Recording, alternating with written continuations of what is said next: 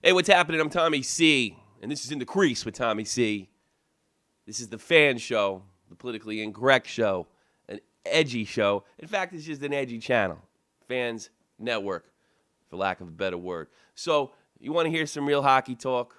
You want to hear how, I don't know, real people talk rather than what they act like on ESPN, and people that are fearless and not worried about, I don't know, some wacko left-wing feminist cornering them with DM tweets. You want to stick around right here. This is In the Crease with Tommy C. We've got a lot to talk about. Come on!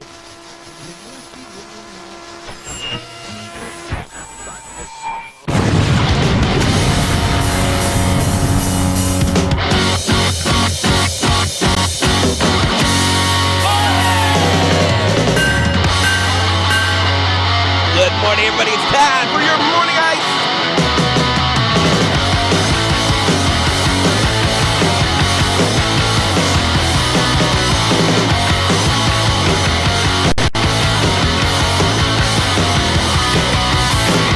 What's happening, everybody? This is a little morning ice for you In the Crease with Tommy C. And I'm looking for the whereabouts of the Toronto Kid.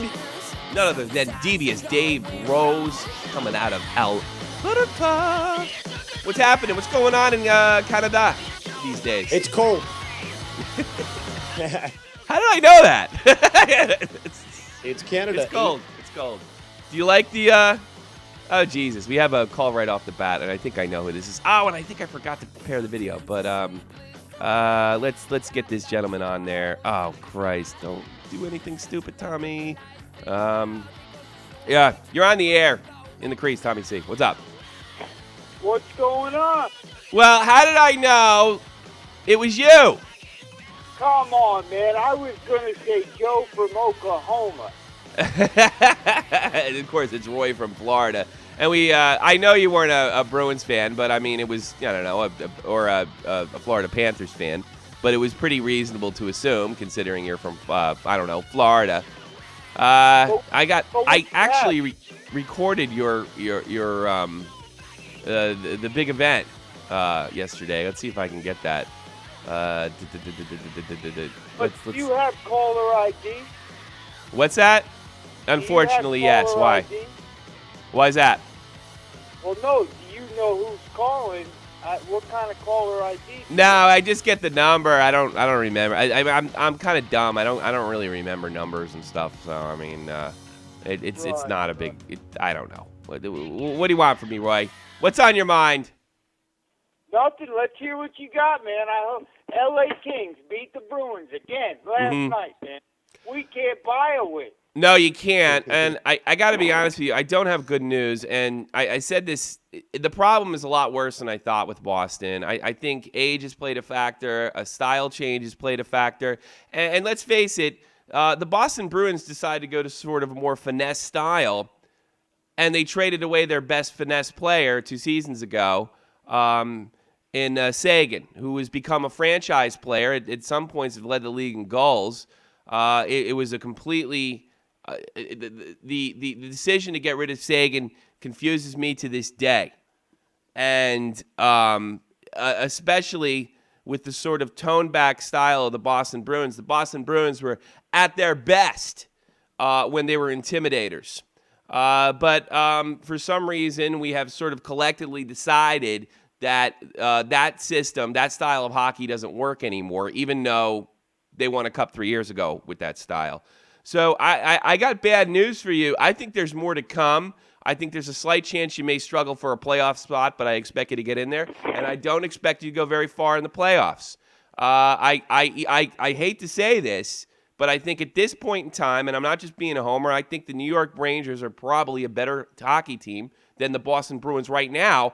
And that hasn't been the case in like 12 or 13 years. Or actually even more than that, 15 or 16 years. So, I don't know. What do you think about that statement? Roy? Yeah, you're right on. But listen, I watched the show this morning that you guys did last night, and I heard you talking about Lucic. That's not right about Lucic, man. He's not like that. That's not him. That's not him. He don't want to fight everybody. Well, not lately.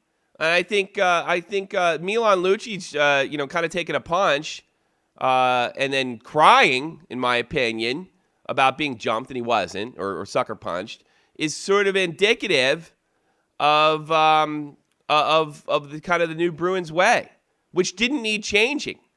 I guess they thought they did because the loss of the Blackhawks in 2013. But I honestly believe that series could have gone either way. And I don't think they have the personnel to do or to really. They don't have the kind of personnel to play the style that the Blackhawks play. I think they should have doubled down on players like that. I think they should have kept Sagan and not brought in smaller forwards like Eriksson. And I don't think there's a very good outlook. Honestly, I think management should be canned for getting rid of Sagan. And I think there's going to be some... When they don't make the playoffs or get eliminated first round, that's what we're going to be talking about. Right. Why they get rid of Boychuk? It goes right back to that. Well, Boychuk was a... and you see, and that's a very other good point. Boychuk, you can see, was one of the major role players for this team. And you can see the impact that he's had on the New York Islanders. The Islanders are looking like contenders, not pretenders. They're for real. But that was a salary cap issue. And now that I'm thinking about it, maybe that's why they got to get rid of Sagan, because they knew they're going to have to pay him. And there's a lot of guys on the Boston Bruins that probably have inflated salaries because they're such popular players. I know Sean Thornton was played quite well for being an enforcer. So I just you had a salary cap issue. You had to let him go. That's the rules of the game. But it hurts you tremendously. And I think the only way the Bruins kind of pull themselves out of this, if they pull some kind of trigger in a deal, and then hopefully that trigger gels immediately with the new players coming in, which is unheard of. I think you got a real problem. But as far as you're going to be competitive, but I don't think you have a shot even at the Eastern Conference Final. And that's how I feel about it. I'm not just being a dickhead Ranger fan. That's how I feel about the situation. I hear you. Well, listen, I saw maybe Charles will be back by the 10th. Yeah. So him coming back, the captain getting back in there, maybe it'll be a miracle. I know. Yeah. But that's another thing. Like with Chara's age, I think he's only a year younger than me. It will have an impact. There's no doubt. I mean, this guy's a first ballot Hall of Famer. But I don't think it's going to have the impact that maybe you hope, but it's certainly going to point the Bruins in the right direction. Zdeno's getting old. He hasn't really fought in the last two seasons either. And I think that's, because he's trying to extend his career. Good for him. You take it easy, Roy. Okay, I'll switch over. I'll listen to you on the thing. Sounds Thanks, good. brother. Take care of yourself. Roy, we should really play that moment, huh, Dave Rose? What do you think? It was funny. It was funny. What a horrible thing to do. Talk about Mr. Bellevue. I don't even have the thing loaded. That's it. Well, if you want, I can quickly go over what Don Cherry tweeted about Bellevue while you look for that clip, if you'd like. Which I think is pretty much, we covered it. It's pretty much my sentiments, or our sentiments yesterday, but go right ahead, I think. Yeah, it's basically encompasses what we said yesterday, but it's just very cool coming from Don Cherry. And he said a few things that I was not aware of, so I thought I'd read it out for everyone. Okay, so Don Cherry tweeted this yesterday. What can you say that hasn't been already said about Jean Bellevue? I keep hearing the word class all day when people are describing him, and they are so right. It's the old story. In the dictionary, beside the word class, you find Jean Bellevue's picture. I remember when I was at Montreal training camp, hearing a story, one of the rookies after the game had thrown the Canadien sweater on the floor, and the room went silent. Jean Bellevue picked up the sweater, got a hanger, hung it up, and turned to the rookie and said, "Never let this sweater hit the floor again." Another story told me in recent years, and this is great because this is what you were talking about yesterday, Tommy, is about signing autographs. Have you seen Jean Bellevue's or Bobby Orr's or Wayne Gretzky's, Bobby Hull's or Guy Lafleur? You can read it. One day, while signing autographs, Jean looked over at another guy scribbling his name and asked, Do you have no pride in your name? He was Wow. a class guy. I'll use that word class too. And then it finally says, if someone like the UN asked me to send one person to represent Canada, it would be Jean Bellevue. I tell you something. The more I learn about this, he sounds like a military man. He sounds like some of my mentors in the military. We have like silly little traditions like that. Like if when a crest is painted on the ground in basic training, it's something like if you saw something painted in the ground in the street, you step on it and move on. You don't step on things like that. You respect the flag. And I think if I had to guess, the winningest team of all time have had a lot of leaders like Jean Bellevue. He was just probably the most famous and maybe the most serious. And he treated the jersey with respect. And I like that. I personally, some people might not dig that sort of thing. It is a bit militaristic, but I have no problem. I mean, I think the military's a wonderful place, and I had a great time. So I like that, and I think it is about respect. Yes, it builds respect for the organization and for the team itself. People see stuff like that, and they're like, "Well, that's ridiculous. It's simply a sweater." I mean, sweaters. I mean, my clothes are on the floor right now. In my room. It's somewhere. an ideal. It's what it represents. Exactly. The sweater never touches the ground, and I think little traditions like that sort of subconsciously built a team mentality. I think as long as it stays within the team and it's not like in your private life, then I think it's kind of wonderful. And I do believe it's tough to guys like John Bellevue. As classies they're also probably a little tough to get to know because they are worried, so to speak, or for lack of a better word, that they lose that respect. So they don't they can't lead in a situation where the Canadians are behind. So you have to kind of keep this sort of persona up to keep the boys together. And I know there's a lot of people that don't believe in things like that. I know I had Harrison Mooney tell me the C doesn't really mean that much for Team Canada. He actually said that it doesn't mean anything. When I posed the question that maybe Jonathan Toews was a true leader of Team Canada during the Olympics, and Sidney Crosby was really just the marketable one. That's why he got the C. He told me it didn't mean any much. I just have a lot of trouble believing that being around men like that, and I still think it does mean something. I think by all accounts, Jonathan Toews was the leader of Team Canada on their way to the gold in Sochi. So yeah, that's really wonderful stuff. But at the same time, with the autograph thing, I will dissent from Bellevue. There's so many crooks out there. Although when he probably said it, this crime wasn't as common. There may be people looking to sign these guys checks and sell things without their permission. So I do, but the principle is, I think, what you're talking about. The principle is these people are paying your salaries. Give them everything, not just on the ice, but off. And give them something to signature, believe in. Your signature. Now, things have changed in the world, our society today, where things like that are somewhat dangerous with identity theft and things of that nature. But at the time, that was probably the correct thing to say, if I had to guess. So it's fearless.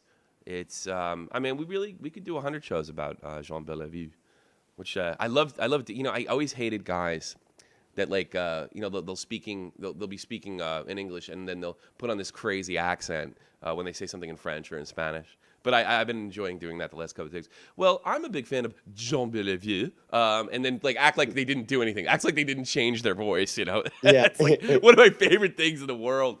718-395-7660, 718-395-7660. Now, I did start this off with the Oilers, and I got a call off the bat, but the Oilers just lost their 11th in a row, expected to be 12. A team that started off a little shaky, then seemed to be putting it together, and all the advanced stats guys were like, hooray, hooray, hooray, hooray. It's not happening, folks. This team is awful. It's unfortunate. They suck from the top down. They're terrible. And I'll tell you exactly why they're terrible. For the polar opposite reason why Jean Bellevue and the Montreal Canadiens were great. People don't believe in leadership traditional leadership on that roster. This is my opinion. This is what I believe. With the amount of so-called talent, which I'm actually starting to quit. I'm sick of hearing how talented the Edmonton Oilers are. I'm sick of it. I'm tired of it. Was it Without 5, the proper 6 years in a row? leadership and Maybe they team suck. cohesion, Yeah. they can't do shit. And the They can't do whole, anything. I mean, Because they don't have a leadership guy. is clearly lacking there, and it's disgusting what we're seeing right now. And it's been for years on end. It never ends.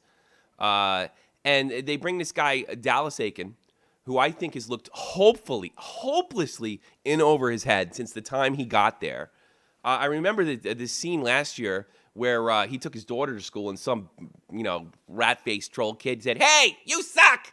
And he went to the media with this story as to express himself as some kind of victim instead of a joke. Yeah, I took my kid to school and said somebody told me I suck. Well, we're going to prove that kid wrong. That's what we're going to do. Instead, can you believe it? I took my kid to school and somebody said, "You suck."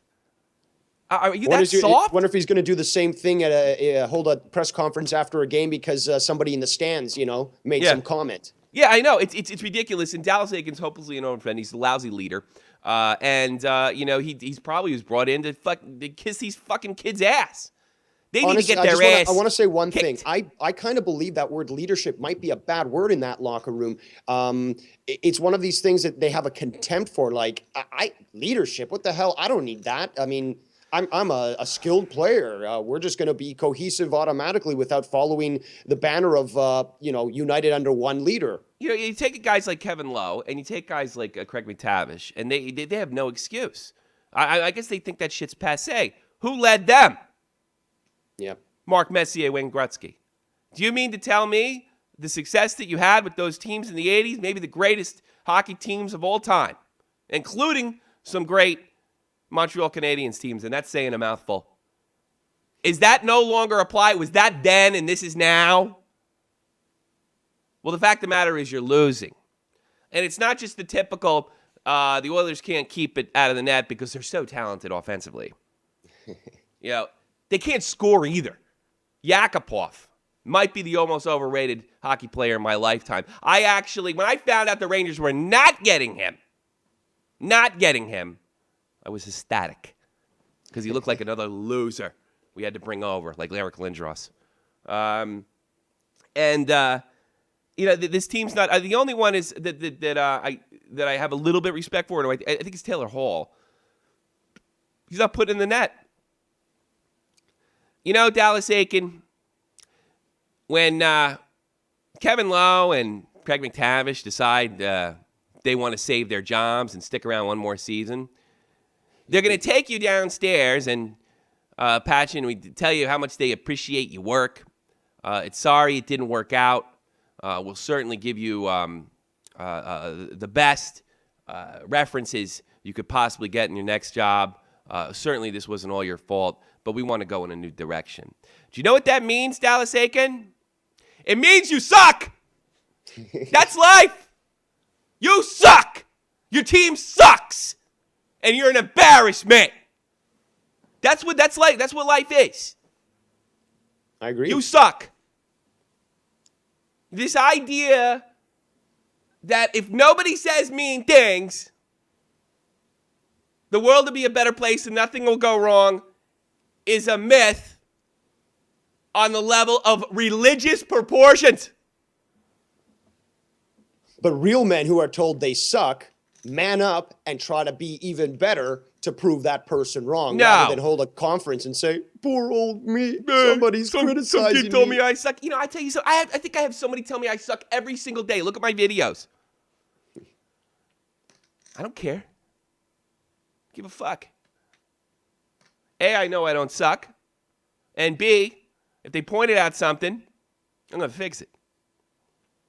A couple of interesting comments from Jason Johnson here in the chat. I just want to read them off. Go ahead. Yakupov and Galchenyuk, can't pronounce that one, played junior here in Sarnia, and anyone here would have told you Galchenyuk would be the better pro. Yakupov took plays off, never looked like he gave a shit. Yeah. Thanks for that, Jason. Yeah, well, he's like another Stefan Riche, floater. What a useless floater. You could afford to have a guy floating around like when he's in the talent level of Patrick Kane, when everybody in the blue line's doing their job. You could afford that. You can afford a guy that's just. I mean, I honestly, this. Tell me if you think I'm wrong. I think sniper is the lamest role in hockey. What do you mean? A good sniper? Yeah, because they wait for the puck, and they snipe. And of course you need somebody like that. But it's just boring. And the only one I ever found mildly entertaining was Brett Hull. Sniper has to be the most boring job. An enforcer's cooler, two-way defenseman's cooler, offensive defenseman, playmaking center is cooler, scoring centers. Wing snipers are boring. And it's just like they have a bunch of I got to be honest with you. As good as Ilya Kovalchuk, I thought he's a boring player. Yeah, he scored some pretty goals, but it's all you got is some accurate shot. It's just like you need more than that. It's not a video game. That's what I keep saying that over and over again. Just because you look great making a certain type of shot doesn't mean shit if you're not working well with your team. If you're going in on it alone. If you're thinking that you're the center of the universe. Yeah. And we have a bunch of guys there that are the center of the universe, and they couldn't even make it. You know what? They need to bring some. Why did the Oilers get Boychuk? Stanley Cup experience. Tough as nails. I don't think that would have done anything this year, but. No. This team needs to be disassembled from the top down. They either need to trade these guys for draft picks or be creative. This is not the team. No matter how many draft picks these guys are not interesting. They're not that good. And it probably has a lot to do with Alex Aiken can't go in there and put a foot up their ass. Because he's not capable. And to be honest with you, even if you put the great Mike Keenan in there, he'd probably get run out like John Tortorella did in Vancouver. Another cesspool problem in Vancouver. Men respond, and this is what we're talking about. We're talking responding. Men tend to, not all cases, respond to negative reinforcement. I've seen this. Some guys don't. I mean, I am generalizing. Some guys don't. Some guys just can't deal with it. But athletes in general, if they don't have that quality to respond to negative reinforcement or negative comments, they're never anything. The only thing they could ever be is, wow, he was really talented. He probably should have had 600 goals before his career was over. And that's all the Edmonton Oilers would be. And thank you to Mr. Johnson, who always has good stuff in the chat. And I'll go even farther. It probably has to do with a lot of the hockey culture that's vastly different in Russia. And sportsmanship culture is different here in Europe than it is for all sports than it is in Canada and the United States. It's just different. I'm not saying it's better, it's worse, but do I have a preference? Yeah, I like the military style leadership. I like John Bellevue. I like Mark Messier. I even like the quiet leaders. There's such a thing like Wayne Gretzky and Bobby Orr. They were quiet leaders. I think that means something. And you know what? You don't even need to be the most talented player of all time to do it. Look at Dustin Brown. Look at Jonathan Toews. He's a guy. He's one of the few guys in the league I think I could beat in a fist fight. He's so thin. I'm sure it's not true. I'm sure he'd throw my ass to the wall. But look at Jonathan Toews in his small frame and how he commands respect. I know this is the human element. This is the motivation element. This is the stuff that can't be measured by any kind of math. I was just about to say that. How the hell do you define the value, the numerical value of leadership? Yeah, and this whole thing, like, where I keep it gives me shivers. It's one thing to be pro analytics, but when I hear these analytics use terminology like anti-stats or stat denier, like it kind of secretly comparing. Let's face it. When you hear stat denier, what do you think? You think Holocaust denier. But instead, you're doing exactly what your enemies think when you deny the value of leadership and the value of being on the ground and knowing what's going on. And those old school, you're doing the same thing as the stat denier's doing. What you can't measure, you dismiss because you don't understand. Yep. And that's exactly what the stat deniers are doing. They don't understand Corsi. They don't attempt. They don't want to. They just want to reject it. And that is just as ignorant and just as stupid. And I find it repulsive, that term, stat denier. It's a disrespectfve and dismissive term specifically to shut down the conversation. Yeah, because it's just sort of it's like walking. It's like almost walking to the door and calling you a Nazi, but not opening it. Because that's the connotation. Let's be real here.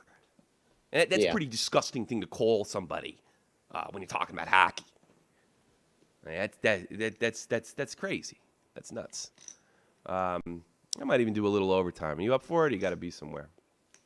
A little bit of overtime I can do. Okay. All right. Got to get back to work. I know you're busy over there. I saw an article. Jeff Owens of Sporting News. He wrote an article. Are the St. Louis Blues winning because they're physical brand of hockey, or are they just a bunch of bullies? Now I'm paraphrasing. They didn't win last night. No, they didn't win last night. But this is I took this right. This is something we didn't get to cover on Tuesday because we were off. And this whole thing. Well, they're only winning because they're bullies. They're winning because they're badasses. They're winning because they're talented. They're winning because they're not afraid. They're winning because they're willing to intimidate. There's winning because they're willing to stick up for their teammates. They're winning because of Vladimir Tarasenko. I've really enjoyed watching them this year. Yeah. The only thing with the Blues is why haven't they been in the mix late in the playoffs in years play? And some of that has to do with the depth of the West. But that's I just find like being a bully was a negative. Well, it's a negative in real life, and it should be stopped. But not on that. I mean, do we really want this sort of a namby-pamby hockey? Well, why wouldn't you? I mean, the Flyers, the former tough guys, lost 4-5 against the Ducks. I mean, that shows winning spirit, doesn't it? It makes me physically ill to watch what the Flyers have become. It's embarrassing what the Boston's become. I mean, they were fucking winning, doing with their old styles. And I'm not saying everybody's got to be like the Bruins or everybody's got to be like the Flyers. That's boring. The idea is to really diversify your lineup, and also find out who you are. Have an identity. But have a diversified lineup. But no matter what those players are, they've all agreed into a system that leads to an identity. And we've gotten rid of this tough identity based on unproven analytics and trends that were really promoted by non-hockey people in the media. Yep. Trends do come out of different ways to coach in different styles, different ways to use forwards. Those things are going to be constantly evolving, and they usually come out of the juniors. A lot like Kyle Dubas did. Incredible feat, Kyle Dubas being hired at like 25 for the Sault Greyhounds. That's an incredible honor. Yeah. And should be celebrated. I think he's going to be your general manager next year, more than likely. So I'm willing to give him a chance. But I don't see Kyle Dubas getting up here and calling people stat deniers. And I don't know how invested he is in sort of destroying the old school guys on the ground hockey that, let's say, I don't know, Clint Eastwood's Trouble with the Curve. Because there's are elements of trouble with the curb inside of hockey. And the only way you get to know that is you coach midgets and then work your way up to juniors and then professional competitive hockey as a coach. Those are the people that really know stuff about hockey. Ryan Lampert doesn't know anything about hockey. He knows how to write about hockey. Greg Wyshynski, any of these, they're hockey writers. They write about hockey. That's what they know about. And if you ever wanted to learn how to write about hockey, these are guys you probably should talk to. But they don't know hockey. They don't even know mild fundamentals. I would actually go far as to say they might not even know how to write a proper article, because every time I read their article, the bias is just oozing well, they through, have and an it's agenda. disgusting. They have an agenda, and I think that probably has a lot. I'm not going to get into that, but they have that has a lot to do with Yahoo, and I think maybe it's even maybe an underlying part of their jobs. But those are the guys that talk about. And it's funny, they're not interviewed very often. Mostly, if my guess is because they imitate the hockey writers who don't know anything about hockey. You know, I was listening. I saw Ryan Lampard made a tweet a couple of weeks ago, and he said that. I've watched over 100 hockey games thus far this year. I know what I'm talking about. Let me tell you something. If I watched heart surgery for 100 times in a 2-month period, I wouldn't know what the fuck to do. And by the way, you can throw me in that boat. I'm a speaker on hockey. I wouldn't dare. That's laughable. Yeah. That's it's a totally joke. laughable. It's funny. I've watched 100 hours of porn. I can be a porn star now. Yeah. I watch a lot of horse races. I bet I could beat Secretariat. I mean, what the fuck? Yeah, exactly. You know, I mean, it applies to everything. Oh my God. It's absolutely insane. Kings got slapped with a fine for skating with Slava Voinov. I don't know how they made that mistake. Slava Voinov will get off. He will get off. There's no doubt about it, because the person that was a victim in his crime, by all accounts, is going to testify in his behalf. I have changed my mind. I do think there's possibility of abuse here, and I've just seen it too much growing up. I think a situation where the girl's taking one for the team. Now, I couldn't prove that, but I'm getting that feeling. I am getting that feeling. But he will get off because you simply have no other evidence if the victim is not willing to testify on your behalf, which apparently she's never really been willing to testify against Slava, even at the hospital. So Slava will get off. And I find it hysterical that we were told that he was arrested by the Los Angeles Police Department. It turned out he only got arrested 2 weeks, or he was only indicted 2 weeks ago. We were told he was indicted, and we've never heard the details. We only heard that she was seriously injured. His wife was seriously injured. We don't know. We still don't know all the facts. Full ability to open up a lawsuit on their asses. I know. That's why I don't believe Slava, because the lawyers hinted at it, but you're a Canadian, and you're around those crazy sled dogs. Yes, I am. When those dogs bite, they don't growl, and people don't growl when they're ready to bite too. People don't go publicly and they don't talk about lawsuits. They usually just do it. So that makes me think. Good point. That there's probably some culpability here for even if there was, Slava. the fact that this information was published incorrectly and erroneously prior to the facts coming out may be an open opportunity for him to sue the news organization that reported that. But you do make a good point that if he's coming out and being so defensive, there could be something there. And from the sounds of it, from what is coming out more and more, it does look like he may have done something. hit his wife. But we don't even know, and he's going to get off because the victim is going to testify on his behalf. That's game, set, match. So that's the end of it. They're not going to convict him. If they do convict him based on her testimony, he didn't do anything on purpose, then there's something wrong with the system. I think what happened is I think he probably beat her up. She went to take one for the team, and possibly they didn't believe her at the hospital. But even that situation was strange. I can't speak English that well. Bring my husband. No. I mean, this thing has been bizarre right from the get. The Los Angeles Police Department, forget the news organizations. They can write what they want. I don't know what the slander laws are in Canada, but they can pretty much write what they want. It's the police announcing that he's been indicted. He wasn't indicted until about 2 weeks ago. So I find that situation bizarre. I am leaning to. I've known this, and we've talked privately. I've known so many women that are willing to get beat up by their boyfriends. Oh yeah. And it's just I don't know. I don't understand it. I don't get it. It's just tragic, tragic and sad. Kings take a fine. Scott Gomez back with the New Jersey Devils. I wonder how they feel about that. And playing Toronto tonight. Ilya Bryzgalov. He got a tryout contract in Anaheim. I think it's where he began his career. Ilya Bryzgalov will make $1.6 million until 2026. And he's certainly not going to be playing over the years. He might not even be playing next year. He might not be playing by the end of the week. It is really interesting with the changes they made in the 2004-05 season that we lost. We lost that season. It's really interesting to me what they would be willing to do to pay a guy and what have you, to go around the rules, so to speak. All righty. I think that's it. I think you got to get out of here. I think we covered everything. And I also want to announce that I have a special tomorrow. I'm going to be covering the breaking news on Adrian Dater, a recent fired reporter. And I'm going to do a solo show about it tomorrow because I smell a rat. I think it's a bunch of bullshit. So if you want to see me go off on some feminists, and I plan to send this video, I've already called them out with I don't believe their story on Twitter. And it also made us, this particular event made us make a rule change for this whole Shot from the Point team.